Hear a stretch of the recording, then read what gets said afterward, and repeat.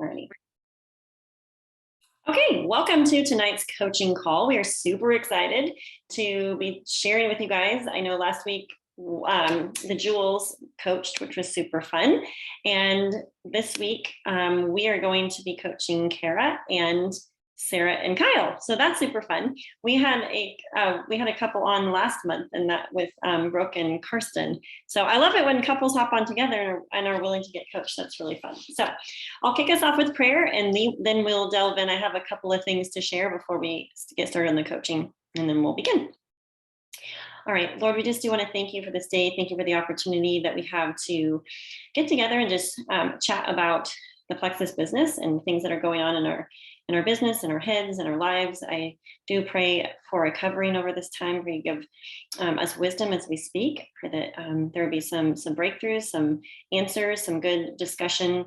And we just thank you that you've given us all things that pertain to life and godliness, and that we can commit it all to you as unto a faithful creator. We just pray for wisdom as we move forward. I pray specifically that you would bring people to us that need the products and need the business. I pray that you would give us eyes to see and ears to hear the people that need help from us. Also pray that you put people on our minds that need what we have. And so we just pray that you would bless the work of our hands and magnify the hours of our day, that we would give you glory in all we say and do. We just thank you in Jesus' name. Amen. Okay, so we had a whirlwind of a week. I've had people here at my house since last Tuesday. And for those of you who don't know, my dad started this father-son camp almost 30 years ago. I think it was about 27 years ago. And 3 dads, 3 sons, and it's grown to like 500 to 600 guys, campers that come to my family's farm every October. So we had a week of family and guests and friends coming in from other states. And so it was a blast. I had the privilege of hearing a couple of really great speakers, including Jaco Booyens. I don't know if you guys have heard of him, but I don't even know if I'm pronouncing his name right. The way he pronounces it is different than I think he has that South African accent coming through. So anyways, he had some really, really great things to share. And I was sitting there plexifying it as I was listening to him. And so actually I shared on a team call yesterday for somebody, and I'm just going to give you guys the cliff notes of what I shared on that call, just really quick, because it's been on my brain. And so I thought, well, this is the perfect audience to hear just kind of a regurgitated version of what Jaco had to share with the fathers and sons about how it spoke to me specifically in light of Plexus. So what I was encouraged with is that he was challenging the listeners to not just be content to get a ticket in to the stadium, so to speak. Speaking of Christianity, but I was turning it into Plexus lingo and going, should we be content just to like sit in the back of the auditorium at Leaders Retreat or at convention? Should we be in the back of the room, or are we going for the stage? Are we going for impact and legacy and really investing in the lives of a lot of people? And I want to challenge everybody on this call to consider that perspective, to not grow just content or kind of like to just sit in the back of the room. And hey, I've sat in the back of the room plenty of times nursing babies, but I will just say, for the sake of the illustration, go for being on stage. It's a different view from up there, and it is such a blessing to be on that side of what we do in Plexus, because everything that we're doing daily is preparing us for the stage. And it may be the stage of somebody's home where you go and you share health and wellness at a sip and see. It doesn't have to be like a massive stage where you're speaking at the MGM Grand in Las Vegas. Maybe it will be, but all those little tiny things are what leads up to bigger and greater opportunities and bigger and greater impact and influence. And so just be mindful of that as you're going throughout your days, doing the daily things that we do in our businesses. But I was thinking specifically, I'm teaching a government course, or I'm leading my kids through it. And I'm learning maybe more than they are, but it's on my brain a lot. And it's also on my brain because my parents are both in politics. And so my dad's a state representative, my mom's a US Congresswoman for the state of Illinois. And a lot of just some different things that I'm learning, I'm equating it to like what they have done or are doing in the politics realm. And I was thinking, man, if I worked as hard as them and like what they've done to get to where they are in politics, I think I might be a quadruple diamond.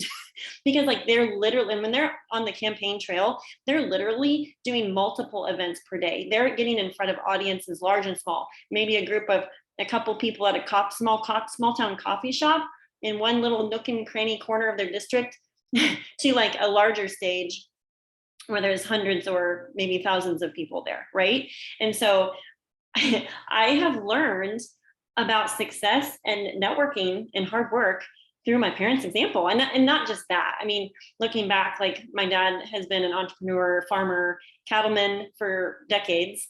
He's also has been a football coach. My mom's been a track coach. So, and they both have education degrees. So it's just interesting, right? How God swings our opportunities around to impact different groups of people at different times in our lives.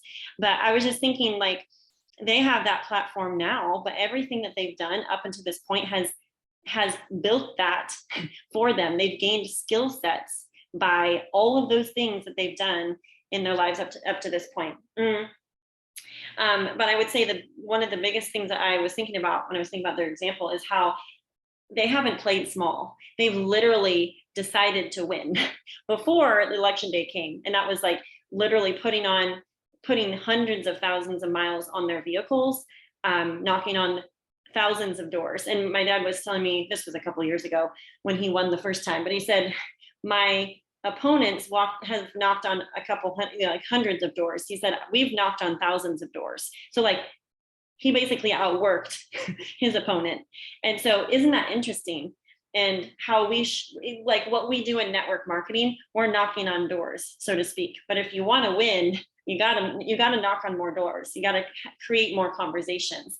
And I would say that's one thing that we, when we were really, really working towards diamond and double diamond, we were knocking on a lot of doors, and we weren't just expecting our team to carry it for us. We were doing it personally, and we're still doing it actually.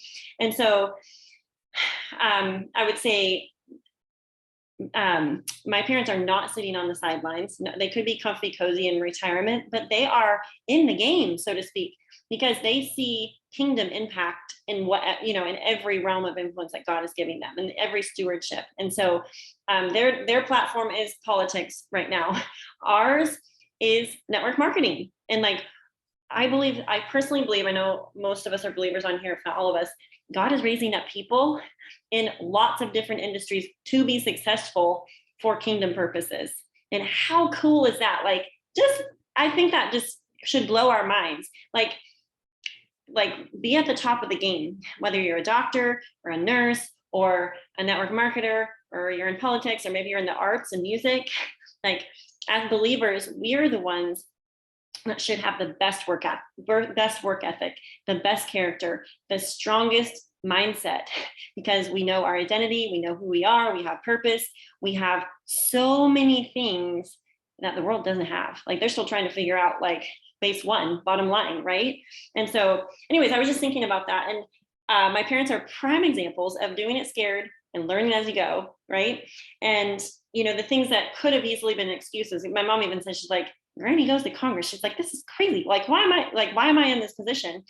She could use the little, I'm just a homeschool mom. Like, she's not though. She's like, you know what? If God calls me to this position, I'm willing to go serve in this capacity. And so I'm like, ooh, that's good. Because I think often we disqualify ourselves because we think this who am I thing. But actually, who are we? Well, God may be calling you, me, us. He's calling us to be his ambassadors in whatever realm of influence that we have. So anyways, and I'll say also that I really appreciate that my parents, over the years, honestly, it didn't start when they started running for politics, but over the years, they have been value adders. They have been massive givers. They've given of their time, their resources, their energy, their brain space. Like, they're a gatherer of people, and they're influential. And we're doing that 21 Laws of Leadership study. And so it's just interesting to look at people in your life that you see leadership skills and you see have influence, or you've seen them build it over the years, right? And so I wrote this down. Justin and I were talking about this yesterday. How you view yourself is how you'll show up. So if you're thinking of who am I? I'm just a blank, fill in the blank, right? Justin was saying, he goes, we shouldn't disqualify ourselves. How you view yourself through your words and your thoughts are your prophesied success or failure. He said that yesterday. I actually just posted it on Facebook because I was like, that is good. He has these great one-liners that he'll just like do a drive-by on. I'm like, hey, can you wait a minute? Let me put that in the notes on my phone. I like that line. So how you view yourself through your word, like by your words and your thoughts, are your prophesied either success or failure.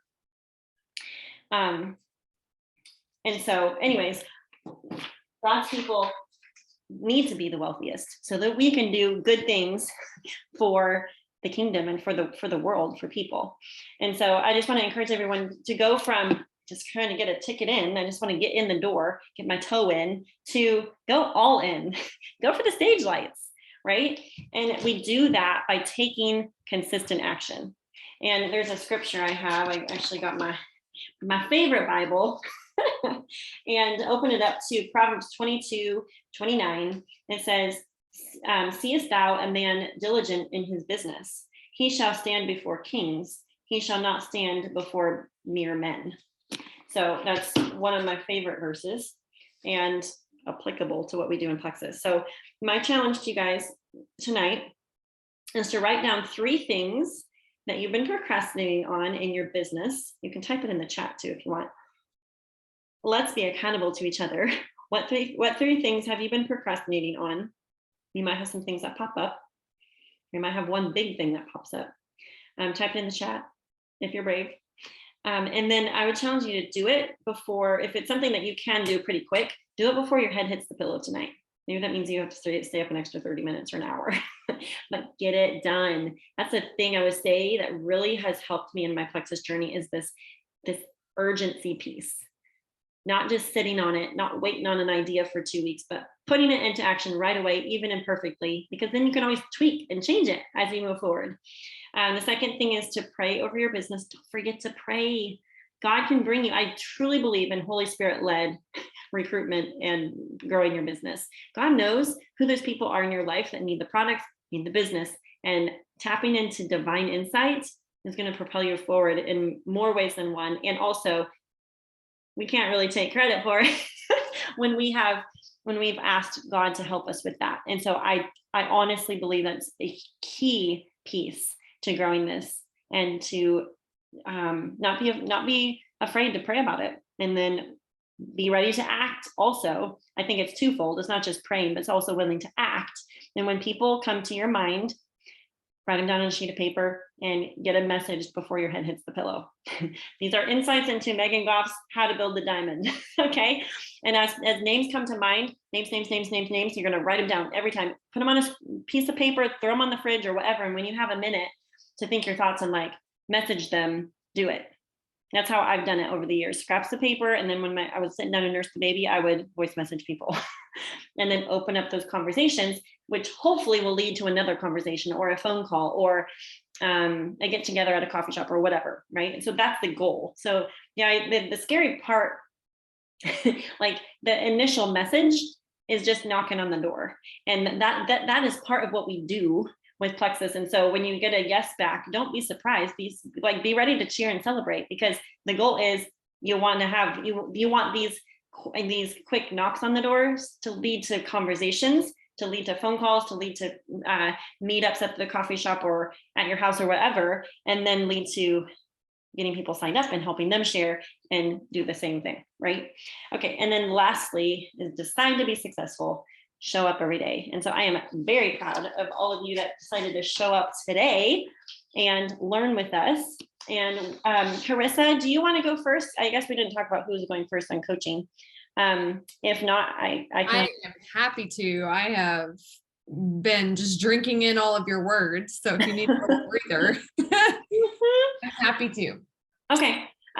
Well, Kyle and Sarah are game for getting coached. They're super fun, super sweet. Sarah reached out to Justin a year and a half ago ish in December, I think, and was like, hey, I think I'm ready to do this business thing.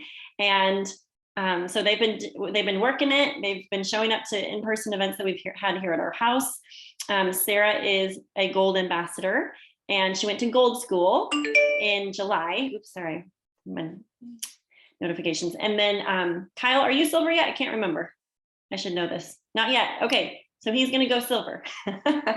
And they've both been posting on social media. I've seen Kyle recently start posting a lot more consistently, and just really great posts, like life posts incorporating Plexus in, which is super cool. So guys, I'll let you share from here. I know I asked them to just jot down a few questions that they might have, maybe some wins that they've been having in their business recently, and also anything that's kind of on their brain, like, what do you say about this? I love it. And I recognize you too. So you've obviously been on these calls before, but have you been coached before? No, we have not. Okay. I thought you had for some reason. Okay. Well, I'm really excited to pick your brains a little bit and hopefully help you come to some self-awareness about what needs to come next to keep growing. So let me ask you this for starters. As you've been attending all of these in-person events and these calls, what are some of the things that you have implemented that you've learned in community with this team that maybe you were like not doing right off the bat, or maybe afraid to do right off the bat, but you're like, okay, I've implemented it. I'm glad I did it. Does that question make sense? Yeah. Can you think of something? I'd say I'm really just posting online on Facebook. I've pushed more for basically the content, being informative, but really on the big side of it, there's a lot of knowledge out there I don't know. Mm-hmm. So I've been researching and everything. Like, someone asked me a question about a product I'm taking, I spend a lot of time researching it and looking up information, learning people's testimonies, and then making up a post, takes time too. So it's a lot of my time lately. And plus, I've been building my friends. I know I was 2 months ago or at least July, I only had like 600 friends on Facebook. So now I'm over 1,100. So I've been adding friends, adding people, adding content. I have started some conversations. I'm not really the best at reaching out to what Megan had us challenged doing before was reach out to 5 people or 20 people a day. I started out well with that. A lot of time going into it and a lot of rejections or no answers. So that was kind of, I say, disheartening. So I just focused on the Facebook stuff and reaching out to people individually when I see them. I'm more of a face-to-face person. And I feel like a few people I bump into and they overhear a conversation. I'm maybe talking about diabetics or something, how Plexus can help. And they're like, hey, what's that? What are you talking about? So I feel like I can conversation with them. So that's kind of been my work. And I've been doing this. So a lot of my time's been pouring into researching and just building up my following. And I really haven't done, I'd love to go more into the business side, but that's kind of my struggle right now is I'm working about 11.5-hour days, coming home, seeing kids, getting to bed, starting over. So my struggle is the balance of my time. I'm using my break time, lunchtime, all that stuff, making a post. Mm-hmm. It's so here and there, it's just working every minute I can. So yeah, that's where I'm at, where I can do to manage my time better.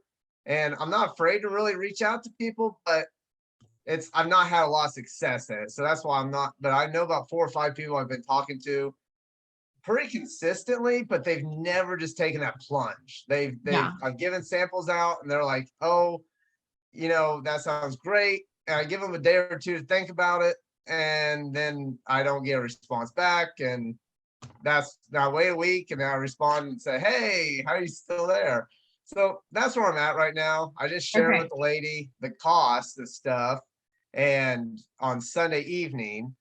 and she was really interested for her and her family, but it's like, when I haven't received a message yesterday or today, when do I reach out again? How pushy do I need to be? Because I've read different books and different things. I just don't want to come across too pushy on that. Yeah, you really don't. And so I'm glad that you feel that way. Like, I'm glad that you have the self-awareness to go, okay, I don't want to be pushy. Now, at the same time, though, I'm going to pull back this quote that Megan said, how you view yourself is how you will show up. I really like that. I know it to be true.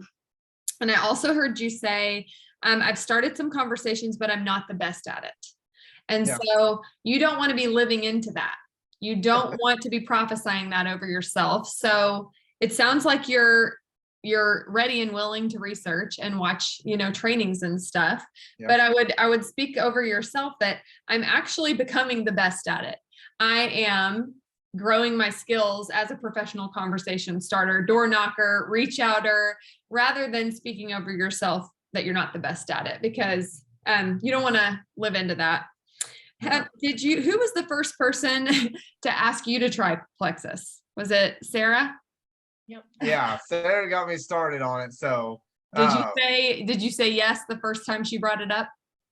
yeah, I mean, I feel really comfortable with what she had taken, and I started shortly after, I don't know, a few months maybe, but I started doing that. The business side, I kind of brushed it off completely. Okay. At least for the first year until we went to convention this last Okay. summer, and I wanted to go. I'm like, that's Megan said, being up on stage looks a lot better than sitting in the stands. So I just know that I'd love to be there, and that's kind of in my goal, in my mind, my dream. But making it happen in reality, once we came back home, kids, life, Yeah. everything settles in, and it's a lot for me to get a post up that has that background content that means something. And I don't want to just overdo it either with that post, and just I like throwing in the family stuff and personal experiences too. Yes. Again, super important. It's something good to be aware of. Okay, well, the reason I asked you that question, so yes, you tried the products with your wife when she brought it up. You waited a year to brushing off the business. And I asked you that because I was asked to try Plexus and to do the business, and I did not say yes at first. And so I want to remind, and I'm a diamond. So I want you to be thinking about these conversations that you're starting and everybody that's either ghosting you or telling you no, and to absolutely not look at those as failures. These are huge wins. All of the no's that you're getting could be future diamonds, because I was a no to my upline. And then when I joined, I went diamond. And I know Megan's story is the same. So definitely reframe that. And again, be starting the conversations. Here's the thing. Megan has recorded a power hour called High Impact IPA. IPA stands for Income Producing Activity. And posting is definitely one of those income producing activities. But if posting is taking up most of your time, and you've already said my time is very, very limited and very, very precious, then you've got to be aware of what are the most high impact IPAs you can be using your time on. And a big, big, big one is going to be starting conversations and pursuing leaders. So you're not just chasing orders, you're chasing leaders. You're chasing influential people who can become diamonds with you. And I know that might feel like, whoa, I mean, I'm just trying to go silver and get 3 people on the products. But again, I just want you to have that perspective of like, okay, my time is super valuable, and it's taking up a lot of my time, even just to do the research to feel confident about the products I'm sharing about. And you might really have to get budgeting, and go, okay, this is how much time per day I'm going to spend boning up on my gut health knowledge and my, and you might have to, I would love to know too, just how each of your gifts complement each other, because it may be that you need to pull your wife in to help write some of your posts. If y'all are anything like us, my husband is so brilliant, but it takes him 30 minutes to write a 1-sentence post, a text. Pretty Are you much. like that? Yeah, I'm that way. It'll take me all day to think of some. But here you're talking to me completely fluidly. It's so interesting. So I don't know what that is, but use your wife's gifts to come in and help you press publish on that thing, because that's not going to be the most high impact way to spend your time. If you have 10 hours a day to work, then yes, you can do that. But at some point, I think you've got to just press publish. Were you Now, going to say Carissa, something? I wanted to say this. We talked to Justin about this, Justin Goff, and he said to not do that. He's like, Not you what? don't want Sarah to post for you. No, yeah. You don't want her words. So how would you recommend doing that? Because Justin was like, don't do that. Kind of Okay, what you're good point. recommending. Good point. No, when Chris posts, it has to be in his voice. Okay. So I would say maybe sit down and set a timer for 10 minutes and be like, just brain dump. I forgot your name, Kyle. Kyle, just brain dump here. And then when the 10-minute timer goes off, Sarah comes in and she can just be like, don't say that. Don't say that. Okay. Say that, tweak that a little bit. Okay. Publish. Okay. Yeah. All right. We do that. We We bounce ideas off of each other. Yeah. If I sit there and say, is this going, what I do is she gets text messages from me. I'll sit there, I type it up and I'll send her a text Yes. and kind of proofread it because Yeah. my spelling's not always the best. So and then I copy and paste it on the Facebook. And so Yeah. it's kind of conversational that way. Yeah, But it does take me a long time for me to process that Yeah. because I do try to research it, and I do better when I'm familiar with it. I can talk more openly about it Yeah. and how I make the post. And so since you're so comfortable with face to face, I wonder if a lot of your door knocking would be like be trying to initiate face to face conversations. Your posting is definitely going to be adding the value you need to add to gain trust. And it's going to be building belief and just dripping plexus on people to create enough follow-ups to get to the point where they're ready to order or join. I don't know if Sarah's told you this, but most people do say no at the beginning and they're ready to order or join by about the 8th, 9th, 10th, 11th, 12th touch point. So a lot of your posting is just really there to keep validating and building that belief, but the post isn't necessarily the make or break. Sorry about my notifications. But I wonder if a lot of your high impact IPA needs to be initiating phone calls and face-to-face conversations, since you're comfortable there and it is a much more effective use of your time. Have you guys had your own event? You said you've been to the Goffs events a lot. No, we moved towns in March. And since then we've had a lot of unpacking and settling back in.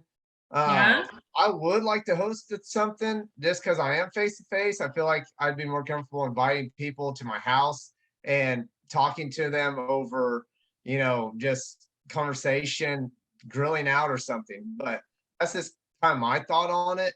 It just takes a lot of planning and getting settled in.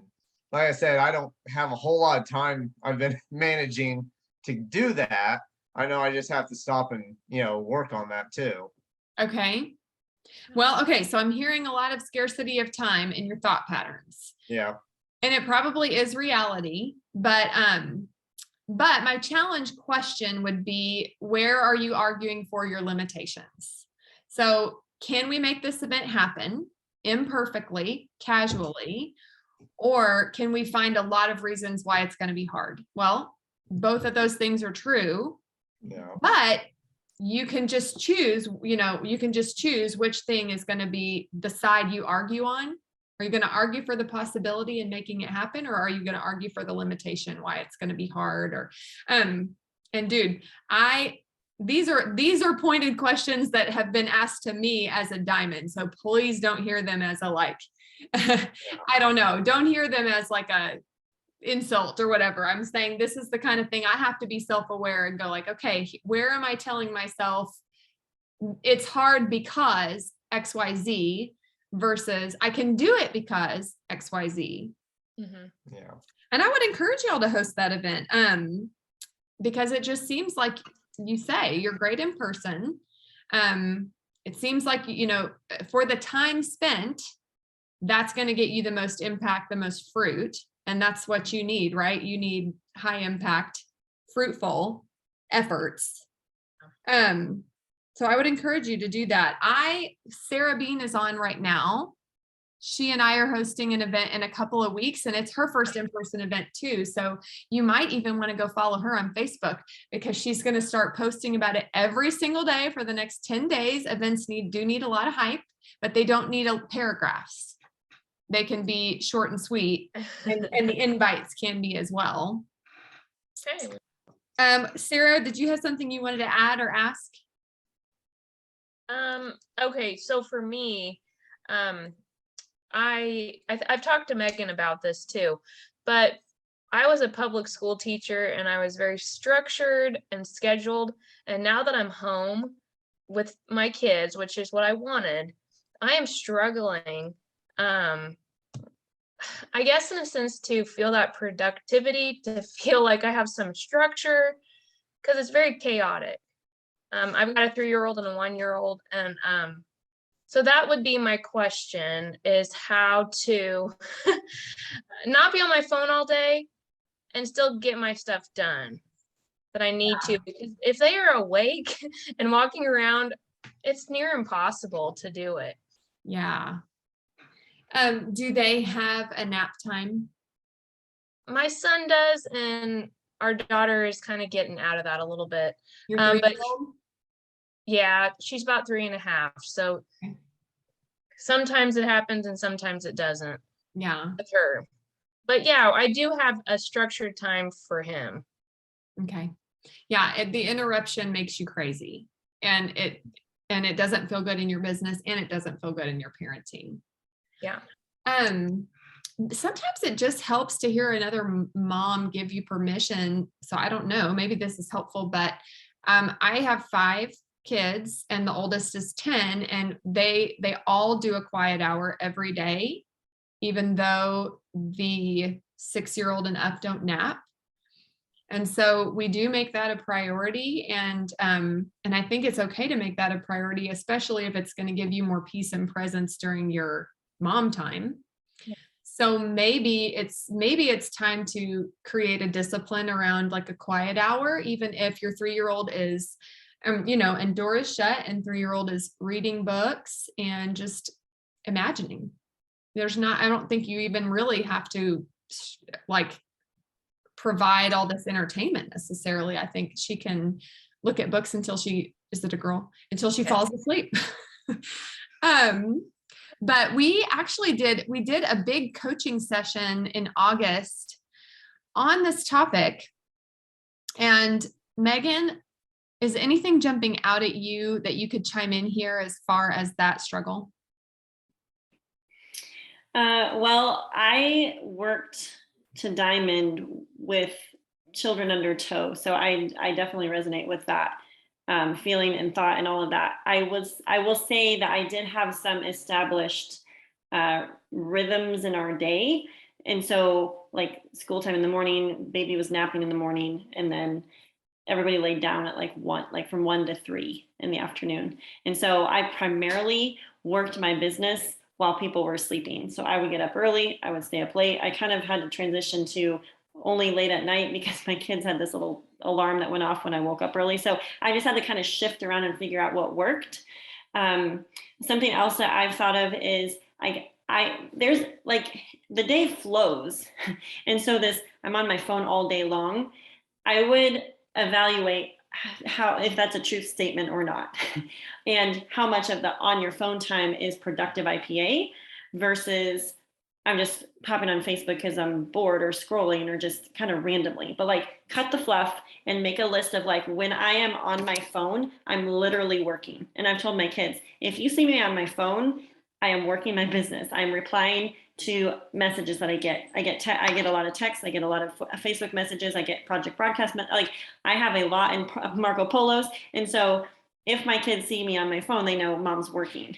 Now that doesn't mean they don't interrupt me, but like I am okay with hitting the pause button multiple times throughout my day. Like I've just decided like that's okay for me. Like I'm doing school with my kids and then we have a little break. and like I might catch, or maybe I'm waiting for someone to finish their math. So like I pop on, respond to a few texts, and then we get back to math or whatever. Like my day flows like that, and I'm okay with that. I sit down and nurse, I don't nurse anymore, but I sit down and nurse the baby. I'm listening to voice messages or Marco Polos and messaging back. So like that's okay in my brain. Like that's the beauty of what I do. I can sit in my bed and recover after having a baby and work my business.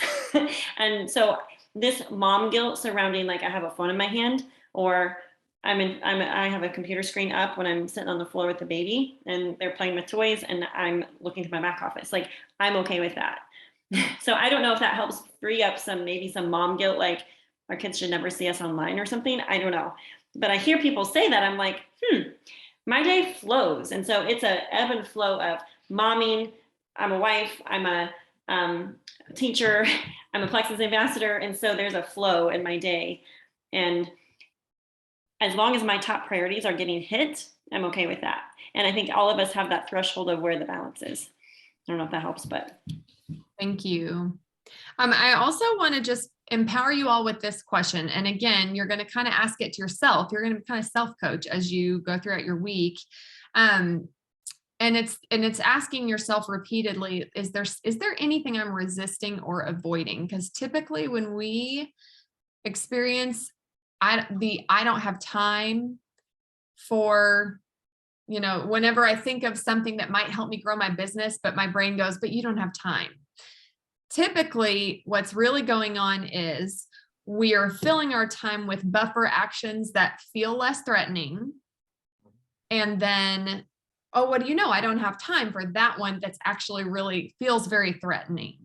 And so kind of narrow, as Megan said, narrowing into that high impact IPA, go watch her Power Hour again if you haven't. Narrow down what that high impact IPA is and make that the checklist. Like this is the priority for working my business. And then if a day happens, don't judge yourself for it, but if a day happens where you don't get any of that done, but there's a lot of maybe training videos being watched or post drafts being written and rewritten, that's when you ask yourself, okay, what am I resisting or avoiding? And why? What's the threat? What's the thing I'm afraid of? Okay, what is the worst that could happen? So let's say I'm avoiding reaching out to that person who I know would be amazing at this business with me. Then I have to go, why am I reaching out? Why am I avoiding that? Okay, I'm avoiding that because we're really good friends. I'm really worried that if I bring business into it, it's going to somehow mess up the friendship. Or what, you've got to kind of go there in your own mind. And then you've got to do the opposite and go, okay, but what's the best that could happen? And get good at that quick implementation where you're like, okay, you know what could go wrong, could go amazing, just going to do it anyway, right here, right now. And then you're going to find a lot of your time freeing up because getting to that high impact stuff and getting to it quickly produces a lot more fruit and just doesn't necessarily take as much time. So yeah. Okay. Let's see. And you said, let's see, hang on, let me get a glimpse of the time. Okay, so you guys are gold. Sarah's gold, right? Yep. Mm-hmm. Okay, and you're working on getting Kyle to silver. Do you have anyone signed up yet, Kyle? I have 2 under me. I've had one that's been with me for a while. She's got started on ease, and then now she's taking a bunch of products. I've sent her information, asked her to post or share, and she hasn't reciprocated or responded. So, I mean, I've just kind of left that. I don't want to push it because she's still purchasing and doing well for that. Yeah. I recently signed my grandfather up with the X Factor. So he's taking that multivitamin. He's doing that just to help us out. We set him up, or I helped him get set up with everything. Okay. So I don't think unless there's something else happens, I think right now that's kind of where he's going to be at. Okay. And then I'm working with another lady. That's the one I'm sending a message to with prices on Sunday. She was really interested for her. She wanted active. Her son, he was going to do some kind of for the weight loss, and then her husband had really bad joint pains and inflammation. So trying to set him up with ease on that. So that could turn into something. If she wants to do that, it's just how to break it down. I didn't approach her with the business side of it. I just told her these are the prices. And then I haven't got a response yet to do the follow-up with, you could do, if you did add one more person and sign them up individually, she would basically get her products paid for based by signing 3 people up, going Quicksilver or Fast Start.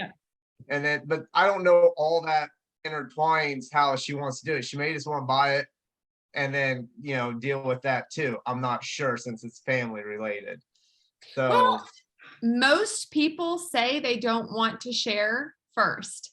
So in many cases, the sharing unfolds as they start to experience the product. So we're not really waiting on them to tell us if they want the business when they're starting the products, because we already know what they're probably going to tell us, but we also know that that's what a lot of people say, and that's not necessarily true.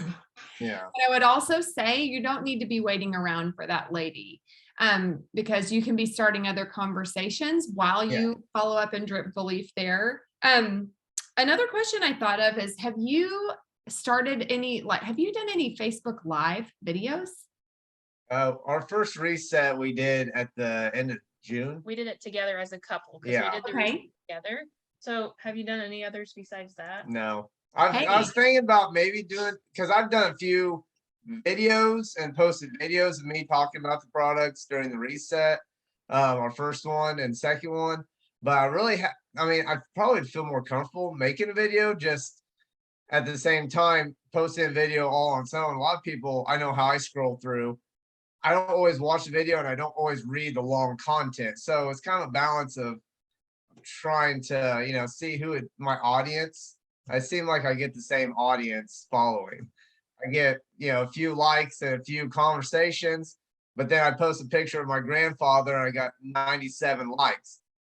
I'm like, okay, but I have been doing hashtagging a lot more. It's kind of weird, but I have been learning to do that and incorporate that, because I do click on Facebook, and that's how I do my research. Is I look up a product and then type it in. Well, that's what hashtag kind of loops all that in there. So I've been following kind of other people's posts and things like that, and going with the fact that 97 people liked your grandpa post is a great sign. It's a great sign. And that is something that resonated with them, tugged on their heartstrings, connected with their heart.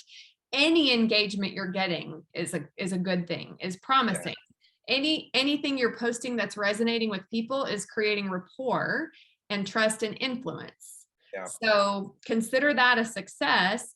And also bear in mind that if a certain audience is the only ones liking the stuff you're doing, that we say that there are 4 color personalities in network marketing. You've got your reds, which are really driven and facts oriented. And you have your greens, which are really data driven and they love all the research and all the details.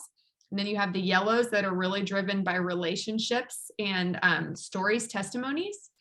And then your blues, which are really driven by fun experiences, like fun, unique experiences, sometimes gifts, really just fun.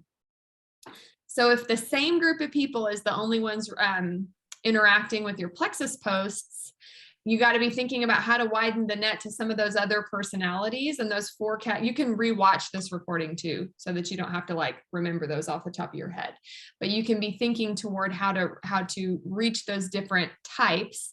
And the good news about that is it doesn't have to be long posts. Like you just said, a lot of times people don't even want to read a long post. So sometimes it's taking what you're experiencing on the products and just picking one bullet point and being like, that's going to be the thing I post. Same thing for your live videos. Pre-recording a video and posting that. I don't know, that social media is weird. I'll give everybody that. None of us is an expert, but when you go live, you would be shocked. People do watch. I know it seems crazy. I don't want to sit and watch somebody's video, but people do. They do. And you announce it that you're going live? Do you need to announce that, or is it just unscheduled? You can tease it. You can do a little blurb that says, "I'll be going live, tonight at 8," and then do it. Or you can just jump on live. But my tip to you would just to really keep it simple, to list out 5 things that you experienced pre-plexus pain points and how they've changed. And it can be 2 minutes. Like if you think people don't want to click unmute on a 10-minute video, don't make it 10 minutes. Make it 2 minutes. And the other thing, before we kick it over to Kara and Megan, you mentioned a lady who wanted to know price. And this is just a little rule of thumb. I never answer that question first. I want to imagine the wound, and this is my thumb. I want to know their pain points, and I want to dig. I've talked to this lady face to face good. several times. So I've got a, Okay, she's the one good, that good. caught me in conversations with another person about the diabetic stuff. So I've Okay. had face to face conversations with her several times, and then that's when it led to the that conversation. So Okay, perfect. So then this is Yeah. just a tip for everyone watching, is that if somebody says, hey, I'm curious, what's the cost? Don't want to talk about cost first. You want to press on pain points, ask questions like, oh my goodness, what do you recognize from this symptoms list? How is that affecting your daily life? Like you want to go deep on those pain points. And thank you, Michelle. Michelle said, when you're doing a video, it's super smart to use reverse wording in your caption, your video title. So even though you're talking about how much better you feel, your video title would be like overwhelming anxiety, or I couldn't poop every day. You know, you're gonna use the pain point as the hook, as the title. But I would encourage you to do that, Kyle, Okay. since you do well face to face and well on the phone. I think that's gonna maximize your time a little bit All better. Okay, so Thank my you. main thought for you is get the event on the calendar, get some live videos in the rotation once a week, something like that, and just start widening that net, because you've got one, it sounds like you've got one qualifying order, like one order that's high enough to count towards silver for you. And then you've got your sweet grandpa who's given up in the pay point for all of us with his vitamin order. So, you know, you're going to want to start probably 10 to 20 more really meaningful conversations to find who those other 2 are going to be. And you're going to be mixing up your posts so that they're not all informational. They're not all research oriented. Some of them are going to be about the fun. Some of them are going to be about the incentives. Some are going to be about just testimonies, heartstrings, and see if that doesn't help you open up some wider nets on all of that. Yeah. Okay, y'all. Thank you. You're so welcome. Okay, well, Megan and Kara, y'all can unmute and take it from here. Hey, Kara. Good to see you again. Congrats. Dude, can you hear me? Yep. Can you hear me okay? It's work. Sometimes they don't. I can, yes. Maybe a little delay. I don't know. We'll keep talking. I'll let you know if it's wonky. Okay, so tell me, so you just newly went senior gold and attended gold school. Hooray. So congrats on that.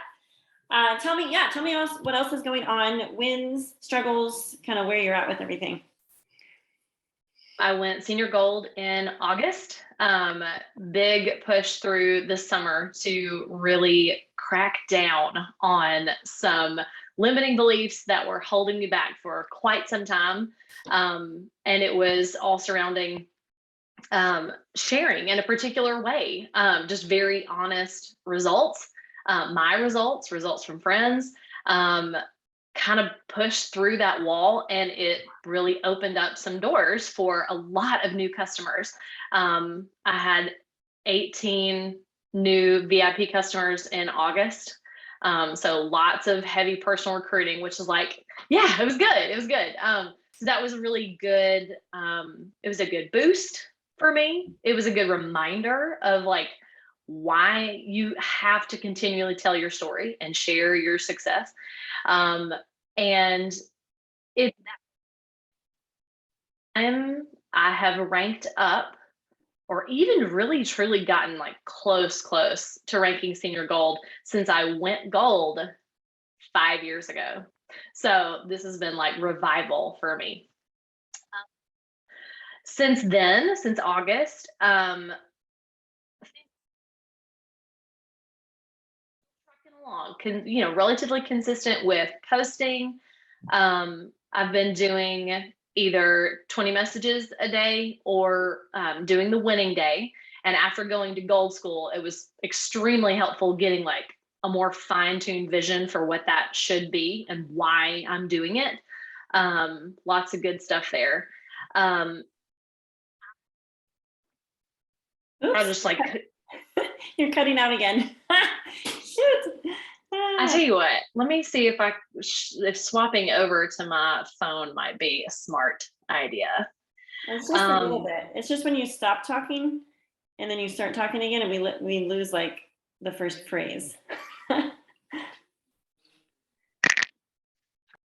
Can you still talk and we can hear you or not unless you're connected with the iPad? Okay. How's that? Is this better? Yeah, that's good. Okay, good. We'll give this a shot and hopefully it'll work. So I think I was saying like kind of cutting right to the heart of it. The last couple of months have been a little more challenging and haven't had much of a chance to dive into this with Carissa. I think she and I have both been like underwater with kids. But for me, the last couple of months after going Senior Gold and like, you come off of that like momentum high and I again am finding myself really struggling with good follow-ups, like moving, like someone tries a reset, moving the conversation from, oh, it was so great, I loved it, asking when I ask them how it went, moving that, into new conversation of like, okay, so what did you love about that you want to go forward with? How do you, what goals do you have beyond this? Let's keep you on the products,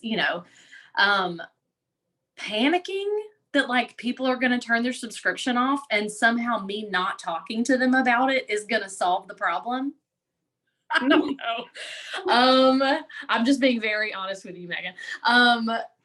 Really struggling. Like I kind of had this, like projected idea in my mind that after going Senior Gold, that something about doing that, something about going to like getting the chance to go to Gold School, and also like sharing the win of that rank up with my team, like the 2-3 people on my team who've been, sharing a lot here recently, that it would inspire me, inspire them, and would open up doors for more duplication. I've been talking about it more. I've been training my level ones on it more. I've actually sat down with 2 of them and shared with them, a lot of the nuggets that I got from Gold School, talking about duplication, posting with that in mind, posting with the business in mind. And while I'm posting about it, they're posting about it, encouraging some people who seem a little more interested or open to the idea. I still, the best way I could describe it is I still have a really strong mental block towards feeling like people want to do this the way I want to do it, if that makes sense. Like posting to attract business builders, taking happy customers who are willing to share and bringing them along and actually finding like, more consistent or lasting success with it. I don't know. I was like geared up and ready for duplication. And I feel like I'm still just really struggling with having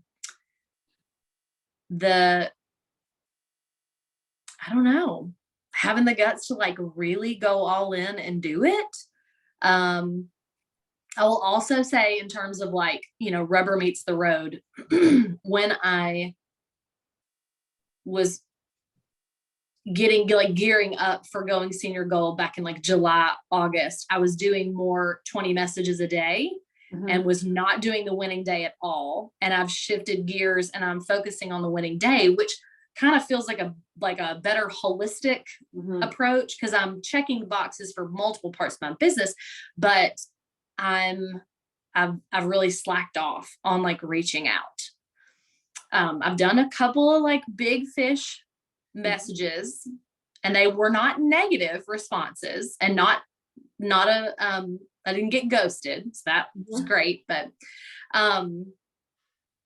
I want to be clear and honest with myself about what I'm doing and what I'm not doing that may be holding me back from being a more consistent leader and finding a balance, I guess, between all in, gearing up to rank up, big, like celebrating, going to gold school, getting my team excited, to what happened, when like I fall off that mountaintop and like back down into the valley. So I'm curious, are you feeling like you're not duplicating because you don't have results for that yet? Or is there something about your process you feel like you're not doing? Both. Sounds like you were talking about doing some things that I would definitely classify as leadership activities. The fact that you're thinking about duplication in and of itself, you're already thinking that way. And I think that is a huge piece of taking those leadership and duplication steps, because it's different than just being on the hamster wheel of recruitment. Like you're over here, 20 messages a day, like that's all you're doing. You're definitely having a more holistic approach, like you said, or a more comprehensive approach to your business by doing all those little pieces of your business, which I think is one of those things that may not feel as efficient. Like we can feel really, really efficient doing just tons of reach outs per day, because we know that if we reach out to X number of people, we will get Y in light of signups. Yes, absolutely. We have that whole, dopamine dump, we sign up people and we're like, woo, off to the races. But there is something to be said for when you're you've brought in a whole bunch of new people, and then you're going, what do we do now? There's maybe a little bit of that scarcity feeling, like, oh, I don't want them to drop off. I want them to start to share. What do I do to help them share? Like, I don't know that I'm super duper clear on what you feel like is the mental block. Can you explain what the mental block is for you specifically? Well, I think the question that you asked, like, you said, was it your question about feeling like I could do the duplication piece? It was like the process of the results. Thoughts. Oh, like process, I understand. For me, I really feel like the mental block is like at the core, it's like, do I really have what it takes to lead people consistently, repeatedly, with a regulated, disciplined process? Because those two go hand in hand for me. Like I struggle in both of those areas. Am I really capable of doing it? Like I've had 4 or 5 level 1s go silver. I've mostly been a personal recruitment girl since I came in. Like that's what I find easiest. I know what I can do. I can trust myself. If I know what to do, and I can just tell people to do what I've done, like surely the formula will eventually work, but I don't know, like, is something not hitting right? Is it just a limiting belief that's holding me back from being willing to just make the ask, right? And just say, do you want to do this with me? It would be amazing. I'm able to do that. And somehow it feels a little easier when it's like the big fish, but on a regular basis, just making it a part of my process and just regularly asking people, hey, like, I love that you love your results. Would you be willing to share that? You Mhm. know, I can tell you, I absolutely hold back from asking that question. Hmm. So I Um, wanted to ask you, like, what is your process for duplication? Like, do you have something specific, like just even a little tiny, either mental checklist or something that you have written down, like on a note card, like I need to make sure I do this, this, this with my new people. yeah, to some degree, I've got it written down. Usually I'm kind of a results first kind of gal, which with the reset, that makes it so much, that makes the process faster for that. Because I feel like it gives people a lot of confidence. And so once they've done it, I will make some kind of comment like, girl, somebody will share with me their amazing results or their before and after pictures. And I'm like, you've got to go tell somebody about that. Like, and I mean, I say it just as plainly as I can. And sometimes people skip over it. Sometimes they respond and they go, oh my goodness, I could never, which then I become like the hero because I'm a great encourager. But usually if there's like a no response or they're like, oh, I don't know, maybe for whatever reason at that point, I don't push the envelope. Like I'll do scarier things than that, but I won't do that. It doesn't make sense to me. I'm not exactly even sure what I need to tell you because so often. What are you scared of exactly? What, like with the ask, if you're not consistently asking people that? Because you seem like a super easy, like you're natural in how you talk and speak and you're self-aware. Like what you're sharing with me is, well, one, I will say, do you have what it takes to do it? Well, yes, you're doing it. Like that's what I thought when you were saying that. You're doing it. I was thinking about this in light of motherhood. I was like, whoa, like we're in the thick of it. But like with our kids, like the ages that they are, and I'm like, but we're doing it. Right? Yeah.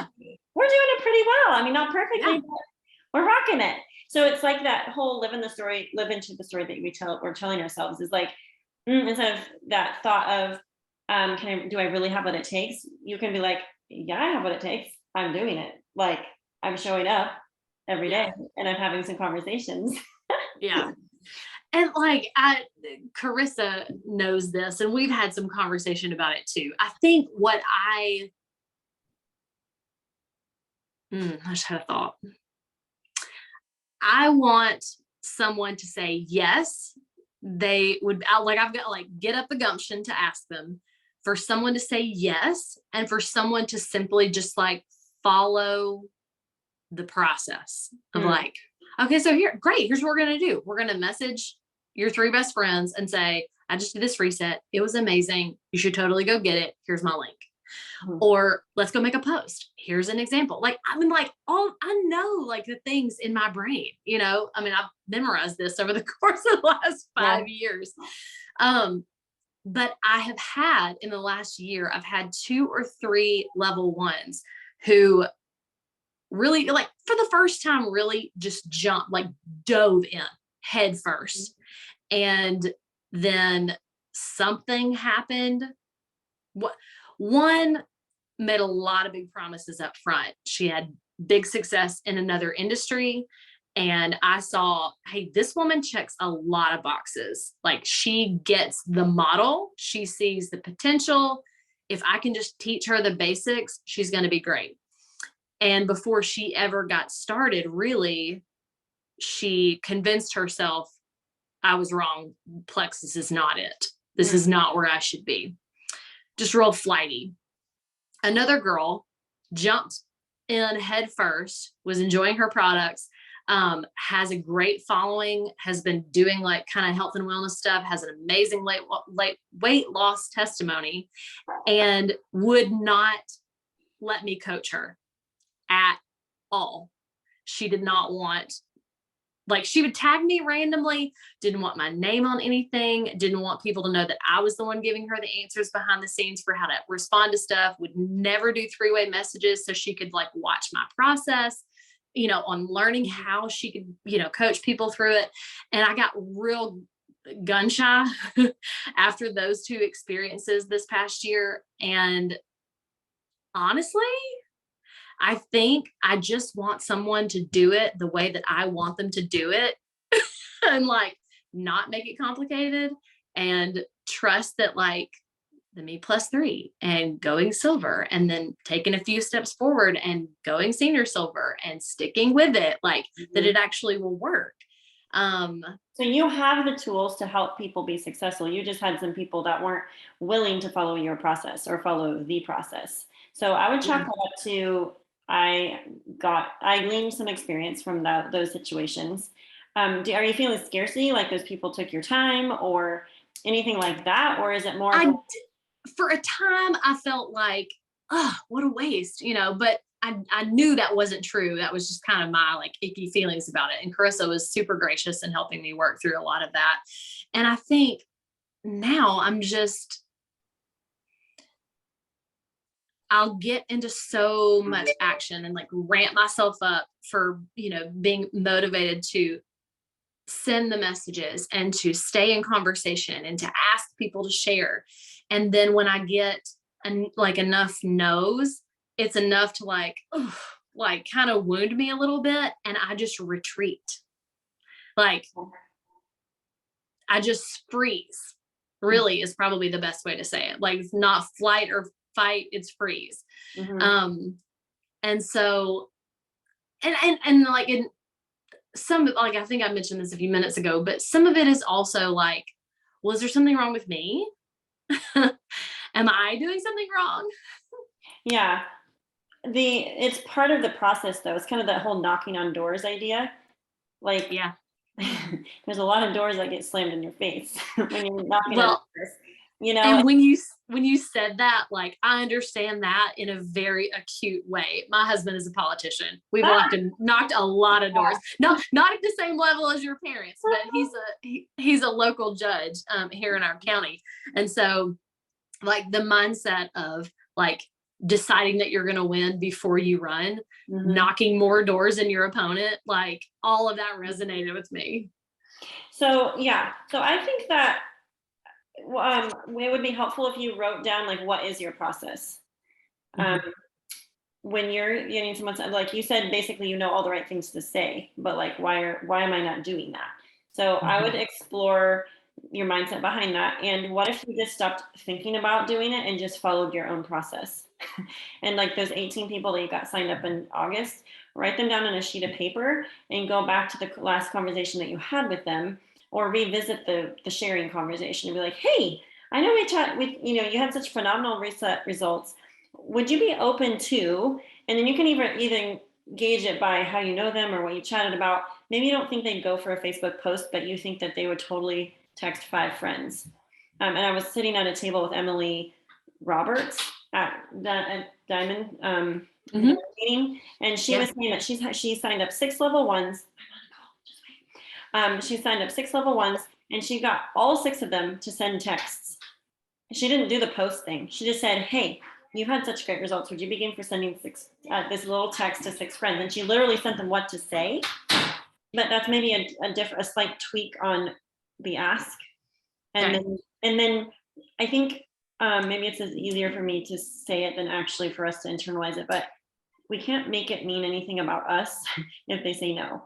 And if I have followed my own process for, walking someone through the duplication thing and they say no, or they still say no, or they've said no so many times that maybe I'm going to shelf it for a little bit. Like Brittany Howard says, if you haven't asked 8 to 12 times, then you need to go back and re-ask, because it takes people that many exposures. And like for you, like I can tell, I don't know you real well, but like you're a genuine, sweet, cute person. Like I would want, like if you were asking me and I was like your customer or something, to be like, oh, that's so cute. Like, well, I guess, sure. Like I would want to do it just because it's you asking me, Sure. So I wouldn't get scared because of the no's that you've gotten in the past, but because those no's don't have to mean anything about us. You're simply following the process, because you're filtering. It's like that whole scooping up the pan in the river and we're shaking it. to see who are the little gold chunks, because we're looking Yeah. for our next golds, right? Yeah. And not I'm like, I don't expect everybody to say yes, but like I go knock back on the door and be like, hey, whether they were a little bit open or maybe not at all, but like they've experienced the products more now. They're 2 months in or 3 months in, and Yeah. maybe they've had some more wins. So I often like to back up the conversation to, hey, tell me your product experience now. Like I want to hear all about it. And then once they respond back, they're like, they basically wrote their Facebook post, Yeah. like, hey, would you be open, celebrate with them and that kind of thing. But I think it's just, you need to get comfortable with the process and practicing the process, and not making any no's mean anything about you, because you're doing it. You're proving that you do have what it takes to lead people consistently, because you're showing up and you're doing the things. I think the turning the subs off the fears thing, I would explore that in light of why you're fearful of that. The duplication piece will take care of any subs that are being turned off, by the way. Like that's what I will say, like on my reentry leg, that's what I've noticed is like the reason I'm at that rank is because of people, not necessarily just wholesale people, and some people that are working the business with me. And sometimes, like you said, those big fish, just ask really simply, like, hey, I think you'd be great at what I do. Would you be open to chatting about it? Well, Yeah. well, that was like talking about big fish and just just asking this, what I said a minute ago, like, reflecting, like, what does this mean about me? Am I capable? Will I really be able to continue duplicating so that I can build a team? Because having a great customer base is wonderful, and that means you have a healthy balance in your business, but mine is very heavy customer and not business builder. And so one thing that was kind of laid in front of me with one of my newest customers, she's starting her reset tomorrow, and she is on a board with my dad with a church convention that we're a part of, and she's like a founding member. She's been described to me as the older version of me. And what mutual friends have said when they meet me, they're like, and they know her, they're like, you are like a tiny Rhonda. This is wild. Like we're so similar. And since we've been in conversation lately, I spoke about her to my dad, and he was like, oh, is she trying Plexus? And I said, yeah, she is. He was like, he said, we're eating dinner, and he sat there for a minute. It got kind of quiet. And my mom kept talking about it, and there was a pause in the conversation, and my dad just kind of sets his fork down, and he looks up at me and he goes, if you can get her to love Plexus and to care about Plexus, she will make you a millionaire. And my dad is my parents sound very similar to yours, very successful, business owner, entrepreneur for a lifetime. My dad knows his stuff, and he knows people, and he knows Rhonda. Mm-hmm. And when he said that, like, I got this major, like, feeling in the pit of my stomach, like, oh, what am I supposed to do with that? I know exactly technically what I'm supposed to do with that, but that was one of those moments where I told Carissa, I was like, I need to be coached by Megan because like I can feel all these things that have been coming up for me over the last couple months since going senior gold. And that was like, it's something that just happened like a week and a half ago. And it was like, ooh, I've got some like unpacking to do there. Why do I get that feeling? Like I was excited, obviously, because I love hearing that, like my dad was really supportive and thought this would be an amazing opportunity. But like one of the first thoughts I had was, oh, there is a like really high possibility that I'm going to screw this up, which is not like, that's not my normal shtick, So well, it's when it's the Eagles, you're looking at this a person or someone that's highly influential. I would say it's normal to feel that way, and you don't want to mess it up. But remember, you cannot mess it up. You can't mess it up. You're sharing authentically from your heart what has been a blessing to you, your family, how has helped tons and tons of people, and like you're simply the messenger. And so I would just encourage you, I mean, acknowledge, okay, that's a thought I had, but honestly, this could be huge for her. This could be huge. And to view it more like, I want to find people like that. Yeah. I would tap here. Let me move my screen here. So when you're thinking about, is your goal diamond? What's your goal? Yeah. Oh, yeah. There you go. Okay. So I would be thinking about what key players do I want on my diamond team? What was her name? Rhonda. I want Rhonda on my team. And I would pursue her and like, don't sit on it. Don't overthink it. You don't have to get in your brain and unpack all the reasons why you're feeling the way you're feeling. Just take the action. Figure it out as you go. And honestly, you're going to build leadership. You're going to build your Ruby leadership skills by being senior gold and taking Ruby type actions. Ruby type actions, diamond type actions would be to go message that girl, that lady, or set up a phone call or whatever. Is she on the products? Starting the products? She starts her reset tomorrow. Okay. Well, have you chatted with her about sharing? We've been chatting like every 3 or 4 days. That she's been in the process of moving, and she's young, older than me, but younger than my parents. Like, she's kind of between us. And so she's had very successful business, her husband as well. They just sold their house in Florida, are like started living in their Airstream today. And she starts her reset tomorrow.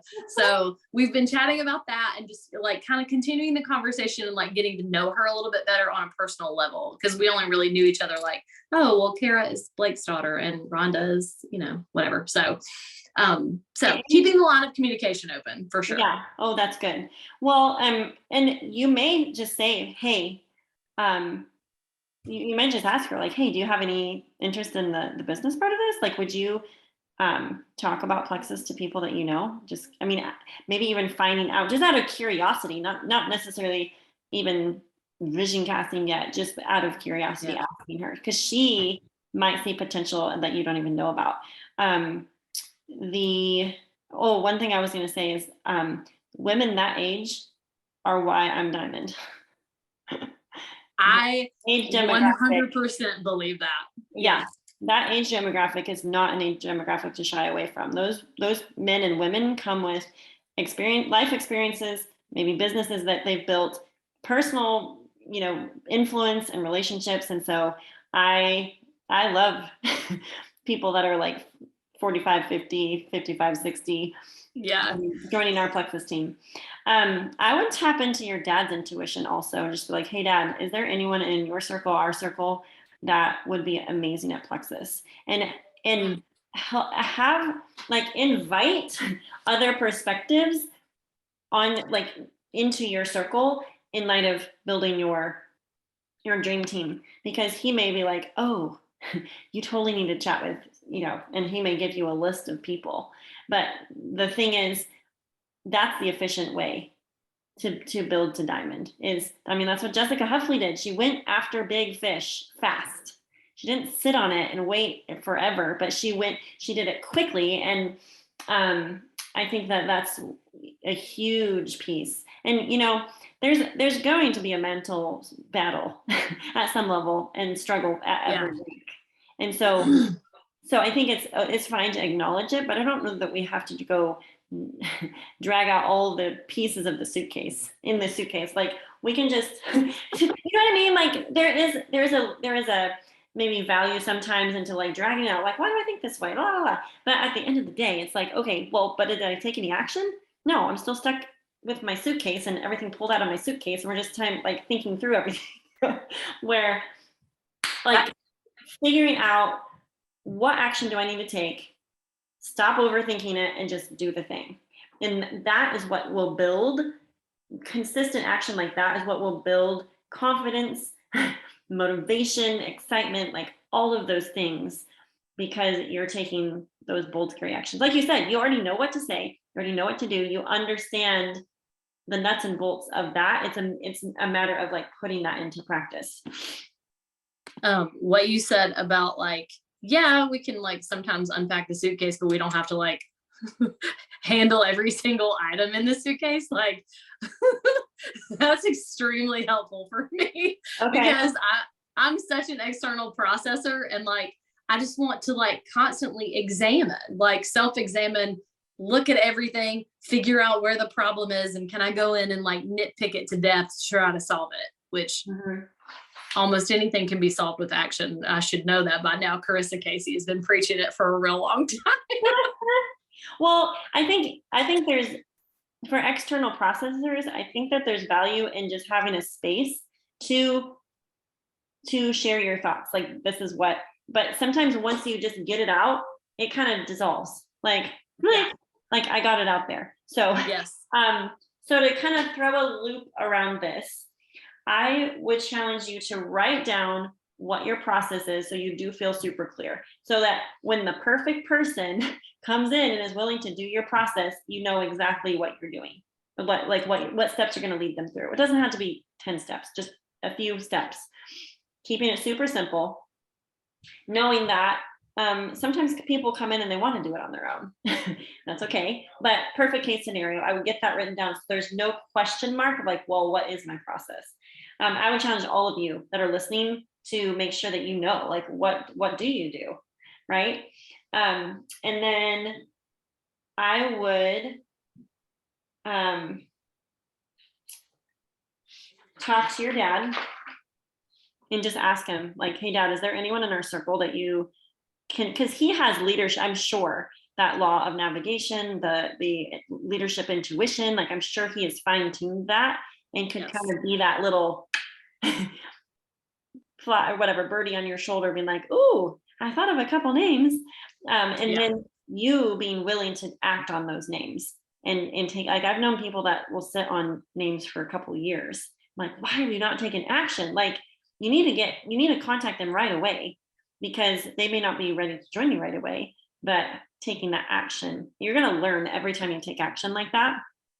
Yeah. And the goal is always to then go to a conversation. And even for me, when new people join for the business, there's a level of, I have to coach myself. Like, I know what to do, but my brain will sometimes be like, well, what am I supposed to do? Yeah. But having that process in mind where you're working through it and stepping with them.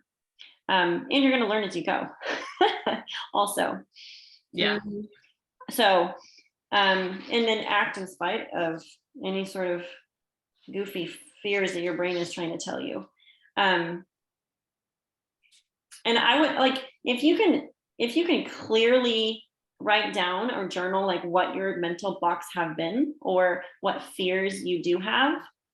And then from that list, able to self-coach or message me again or Carissa, and we can work through, if you can super succinctly be able to clearly say like, this is what specifically, like why I'm freaked out by this.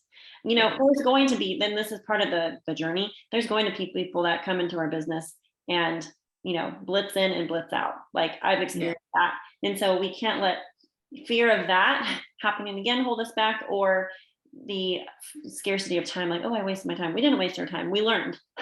Maybe we learned what not to do, or maybe it was just that person was there for a certain season for whatever reason, right? And so I'm excited for you, because I think Ruby and Senior Ruby are right around the corner, and that the fact that you're thinking about duplication is totally a huge piece of moving forward. Thank you. So fun. Keep us posted. I will. Exciting things. Just looking at these, everyone's relating to you for sure. I have good friends. Carissa, did you want to chime in anything before we pop off here? Whew. Yeah, there were probably a million moments where I was thinking things, but you know, I did say in the comments, like there are a ton of iterations of the ask, like the process is this general, you know, ask them to share. right? Like that's the 1, 2, 3 of the process. But there's all these iterations of the ask, which I love that you highlighted. Like ask them to text 5 friends or ask them to make a post. It's not always the same ask. And Emily Gibson trains all the time that like there's probably nothing wrong with your ask. And there's probably nothing wrong with you. It's probably just like they weren't ready. Mm-hmm. And so but you're remaining uncomfortable with it because it's like, oh my gosh, like I psyched myself up for the big fish reach out, and that person was such a flop, and then that exhausted my limited reserve of big fish bravery. And so now I've got to work it up for another 4 to 6 months, and then then reach out to another big fish and get on the train with them, and then that doesn't go how I hope, and then oh my gosh. So I loved your practical tip about the practice, increasing the confidence, and just letting that practice making it a little more rote. Mm-hmm. But it can just be, and I'm sure you can draw the instruments analogy too, with like how that practice just makes it a little less dramatic. Mm-hmm. And painful and scary and panic inducing. Mm-hmm. Yeah, and sometimes I forget like just the emotions that are wrapped up in the asks that we do. And sometimes we can feel so emotionally drained after just doing the ask and forget that this is part of the process. And it's something that we need to get comfortable with doing over and over and over again, not like do some big scary asks and then wait a month and then do it. But like to be like, you know what, if we were a politician running for office, like you do the asks or whatever, knock on the doors or do the events multiple times in the day, and then you get up and do the same thing the next day. Over and over and over. Which is again why if I was running for political office or I was working as hard as those politicians do, we would all be quadruple diamonds, because I would say our actions are not like at the same level as the same, yeah. And so it's like, but I think maybe they have taken, like maybe we attach more emotion to what we're doing. I don't know. And that's just creating so much exhaustion, mental or emotional exhaustion in us, instead of being like, you know what, this is part of the process. I'm getting better as I do this every day. And so I'm just going to send them out. And you know what? The people that are ready are going to say yes. And some of the people aren't going to be ready for a little while yet. And that's okay. Yeah. No, and like all of those things are true. All of those things are true. And I think I've been working a little more diligently at just putting myself out there as a business owner in my posting, and like speaking about it as if I have already arrived somewhere, which has always felt like super like cringy to me, because of what I thought about myself. I don't think it's cringy when other people do it. So that has been using up a lot of my mental energy lately, and like being willing to talk about myself in that way so that I can exude that level of confidence for the people that I'm trying to attract. I think I just need to apply that in messaging / coaching my people. So that's very helpful as well.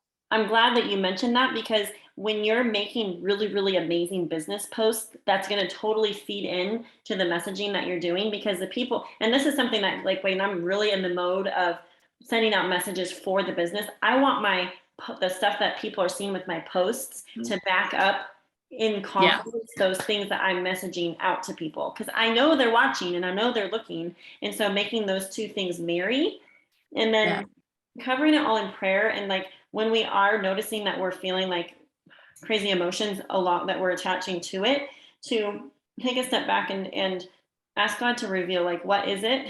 Why am I feeling this way? Sometimes using the Emily Gibson, like figure it out where it is in your body. Sometimes that just in and of itself, that releases it. It's so weird. Like when you just notice the emotion, where is it at in my body? What am I, like, why am I feeling this way? What meaning am I attaching? And then giving it to the Lord, because, you know, at the end of the day, the reason we're doing this is to bless other people and to help them enjoy what we're enjoying.